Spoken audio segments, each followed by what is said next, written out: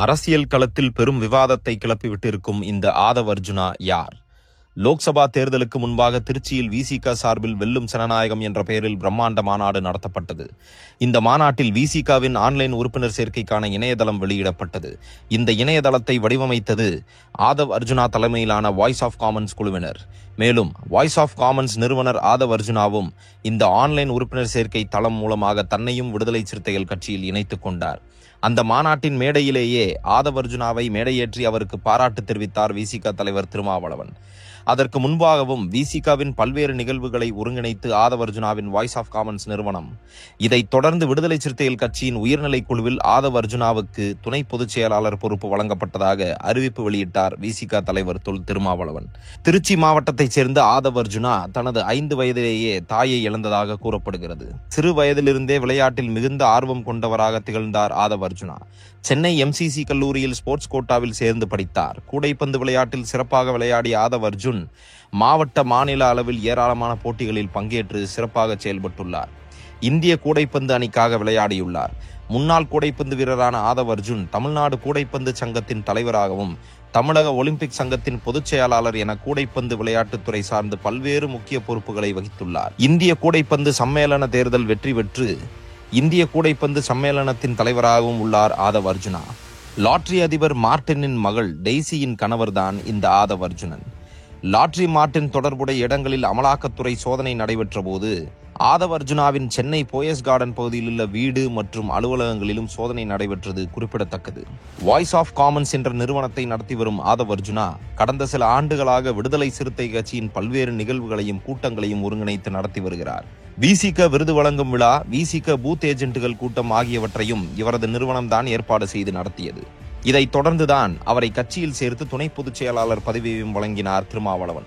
ஆதவ் அர்ஜுனாவுக்காக லோக்சபா தேர்தலின் போது பொது தொகுதி ஒன்றை திமுக கூட்டணியில் விசிக கேட்டதாகவும், ஆனால் திமுக கூட்டணியில் விசிகவுக்கு 2 தனித்தொகுதிகள் மட்டுமே ஒதுக்கப்பட்டன எனவும் கூறப்படுகிறது.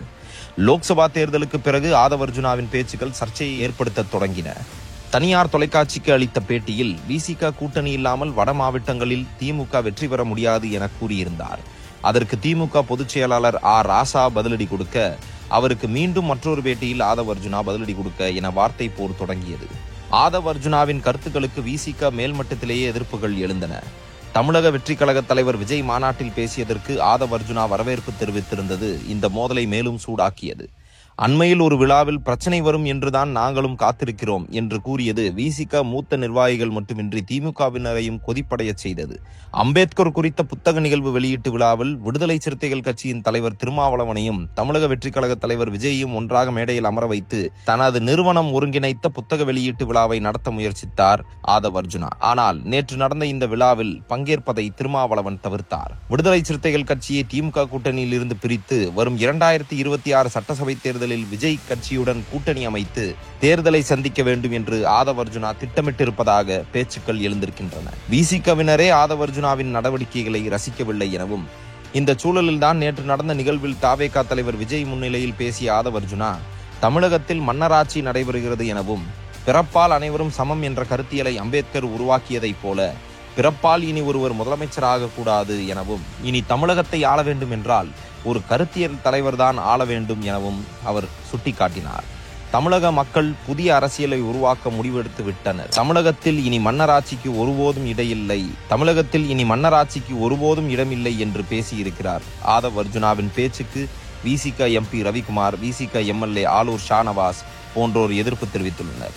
மேலும் விசிக தலைவர் தொல் திருமாவளவன் கட்சியின் துணை பொதுச் செயலாளர் ஆதவ் அர்ஜுனா பேசிய கருத்துடன் எனக்கு உடன்பாடு இல்லை எனவும், அந்த கருத்தை நானும் விடுதலை சிறுத்தைகள் கட்சியும் மறுக்கிறோம் எனவும் தெரிவித்திருக்கிறார்.